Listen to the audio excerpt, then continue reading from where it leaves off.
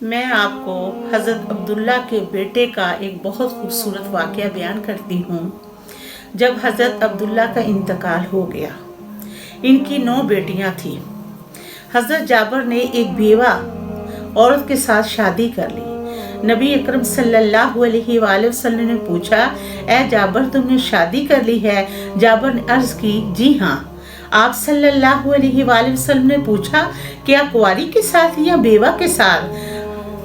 تو میں نے عرض کی، یا رسول اللہ صلی اللہ علیہ وآلہ وسلم بیوہ کے ساتھ۔ آپ صلی اللہ علیہ وآلہ وسلم نے پوچھا، تم نے کنواری لڑکی کے ساتھ شادی کیوں نہیں کی؟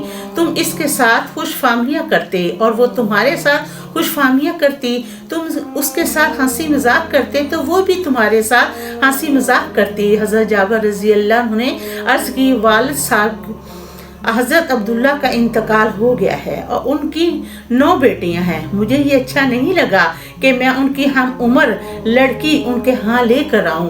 میں نے چاہا کہ میں ایسی عورت سے بیاہ کر لوں جو ان کی نگران ہو اور ان کا خیال رکھے۔ تو نبی اکرم صلی اللہ علیہ وآلہ وسلم نے دعا دی، اللہ تعالیٰ تمہیں برکت عطا فرمائے۔